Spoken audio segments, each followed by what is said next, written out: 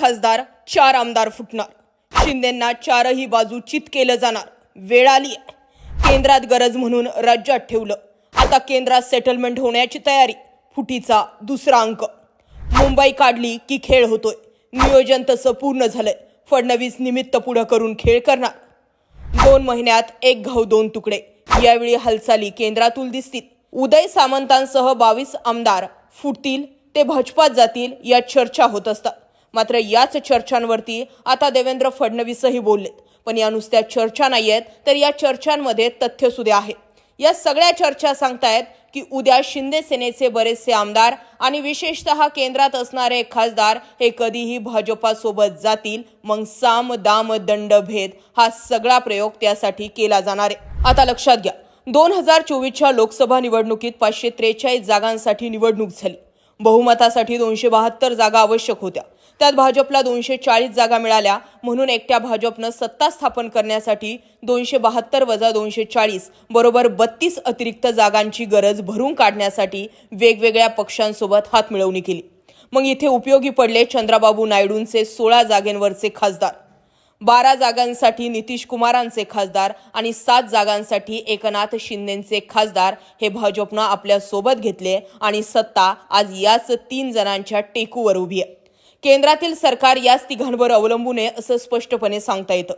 चंद्राबाबू आणि नितीश कुमार हे दोन्ही नेते वेळ पाहून पलटी मारू शकतात. एकनाथ शिंदे पक्ष, चिन्ह आणि मालकी हे प्रकरण संपल्यानंतर भाजपला रामराम ठोकू शकतात. त्यामुळे सरकारला मजबूती द्यायची असेल तर शिवसेनेच्या खासदारांची भाजपला अधिक गरज आहे. देवेंद्र फडणवीस यांच्या केंद्रातील स्थलांतराच्या चर्चा इथूनच जोर धरतात. एकनाथ शिंदेच्या 7 खासदारांसाठी भाजपनं अगोदरच कंबर कसली आहे. ती म्हणजे एकनाथ शिंदे यांचा होल्ड असलेल्या कल्याण आणि ठाणे या 2 जागांसाठी रवींद्र चव्हाणांनी फिल्डिंग लावली. श्रीकांत शिंदे यांच्या भोवती ट्रॅप लावला. रवींद्र चव्हाणांना अधिक ताकद दिली गेली आणि धोक्यासाठीची जागा म्हणून आता श्रीकांत शिंदेची जागा ओळखली जाऊ लागली. नरेश म्हस्के यांच्या ठाण्यात संजय केळकर यांना बळ दिलं जातंय. शिंदे सेनेचा पारंपरिक मतदारसंघ असलेल्या संभाजीनगरची जागा संदीपान भुमरे यांना मिळाली होती. तिथे राजू शिंदे आणि मराठा असणारे विनोद पाटील यांची नावं भाजपनं पुढे केलीत. तर बुलढाण्यात प्रताप जाधव यांच्या विरुद्ध संजय कुटे किंवा रविकांत तुपकर मैदानात ठेवले आहेत. मावळचे श्रीरंग बारणे, हातकणंगलेचे खासदार धैर्यशील माने आणि मुंबई उत्तर पश्चिमचे खासदार रवींद्र वायकर यांचीही परिस्थिती फारशी वेगळी ठेवलेली नाहीये. एकनाथ शिंदे आजही भाजपासोबत आहेत. मात्र भाजपच्या रवींद्र चव्हाण, नितेश राणे यांच्यासारख्या नेत्यांमुळे ते कधीही दूर जाऊ शकतात. हे नगर परिषद आणि नगरपंचायतींच्या निवडणुकांमध्ये लक्षात आलंय. त्यामुळे आता केंद्रातील 7 खासदारांभोवती ट्रॅप लावून मोदींचं सरकार मजबूत करण्यासाठी त्यांचा गट शिंदे यांच्या सहमतीशिवाय फडणवीस आपल्या बाजूने घेरू शकतात. महाराष्ट्राच्या राजकारणात देखील शिंदे यांना डावलल्यास ते भाजपच्या विरोधात जातील हे उघड आहे. त्याची एक चुणूक नेमकीच दिसून आली. त्यामुळे त्यांच्या या संख्येला आपल्या बाजूने घ्यायचं असेल तर इथे फडणवीस तिसरा डाव टाकतात. महाराष्ट्राच्या राजकारणात सध्या हिवाळी अधिवेशन चर्चेचा विषय ठरतोय. दोन्ही सभागृहातील रिक्त असलेले विरोधी पक्षनेते पदावरून शिवसेनेमध्ये वाद पेटलाय. एक पक्ष आणि 2 गट असे सत्तेवर जे आहेत त्याच्यामधून एका गटातून 22 आमदार मुख्यमंत्र्यांच्या हाती लागलेत असं बोललं जातंय. बघा, आता 22 आमदारांमध्ये कोणीतरी व्हाईस कॅप्टन म्हणून स्वतःला म्हणतात सुद्धा. यांचे काय उद्योगधंदे चालतात ते मला माहिती आहे असं आदित्य ठाकरे यांनी विधान केलंय. उदय सामंत 22 आमदार घेऊन भाजपात जाणार असल्याच्या चर्चा नव्यानं होऊ लागल्यात. भाजपला असं काही करण्याची गरज आहे का? तर याचं उत्तर हो असंच आहे. कारण भाजपचा वाढणारा विस्तार आणि विरोधकांना संपवण्याचं आखलेलं नवीन धोरण पाहता शिंदे यांना मित्रपक्ष करण्यात भाजपला आता रस नाही. त्यापेक्षा त्यांच्या नेत्यांना भाजपच्या झेंड्याखाली आणून भाजपमय महाराष्ट्र करण्यावर भर अधिक आहे.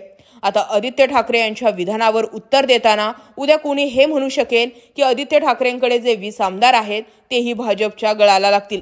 पण आत्ताच्या घडीला जर बारीक विचार करायचा जर ठरला तर देवेंद्र फडणवीसांच्या हातामध्ये बरंच काही आहे. 20 आमदार फोडण्यात भाजपला रस नाही, कारण ते न फोडताही आपल्याकडे येतील अशी परिस्थिती आहे.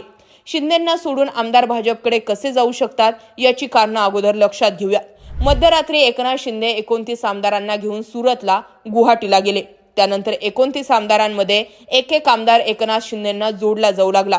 आता हे जोडले गेलेले आमदार देवेंद्र फडणवीसांच्या सूचनेनंतर गेले अशी चर्चा झाली। त्याची पुष्टी बच्चू कडूंनीही केली। नंतर जी काही लोक गेली ती एकनाथ शिंदेंच्या बंडात नव्हती, केवळ फडणवीसांमुळे गेली असं म्हणता येतं। त्यानंतर दुसरं कारण म्हणजे जे शिंदेंच्या शिवसेनेपेक्षा भाजप आणि देवेंद्र फडणवीस यांच्या जवळचे आमदार आहेत त्यांची नावं समोर येतात, जसं की रामदास कदम एकनाथ शिंदेंना सिनियर आहेत, गजानन कीर्तिकरांच्या पत्नी ज्युनियर आहेत, शिंदेंच्या हाताखाली काम करायचं असं शल्य त्यांनी बोलून दाखवलं होतं।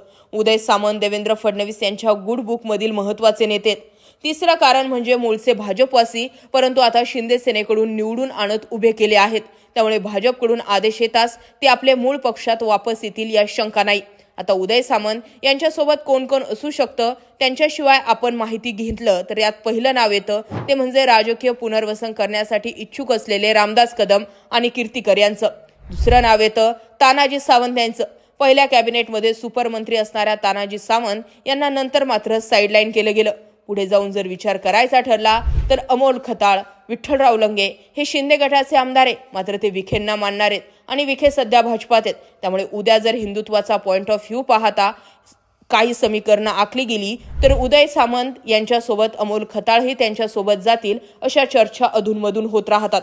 असो, या सगळ्या जरी चर्चा होत असल्या तरी सध्याच्या घडीला शिंदे गट हा फुटीच्या वाटेवर आहे, कारण एकामागून एक फक्त शिंदे आणि शिंदेंच्याच मंत्र्यांमागे लागणारी चौकशी, त्यांचेच बाहेर निघणारे प्रकरणं, आमदारांचा किंवा मंत्र्यांचा कॅबिनेटवरती बहिष्कार, शिंदेंची भल्या पहाटे दिल्लीवारी आणि अहंकाराने रावणाचीही लंका जळाली होती हे एकनाथ शिंदेंचं स्टेटमेंट। सगळे डॉट जोडायचे जर ठरले तर सध्याच्या घडीला वेगळी चूल मांडल्याशिवाय शिंदेंना पर्याय नाही। पण या वेगळ्या चुलीसाठी भाकरी थापायला आणि भाजी बनवण्यासाठी आता किती आमदार सोबत असतील हे सांगणं तसं कठीणच।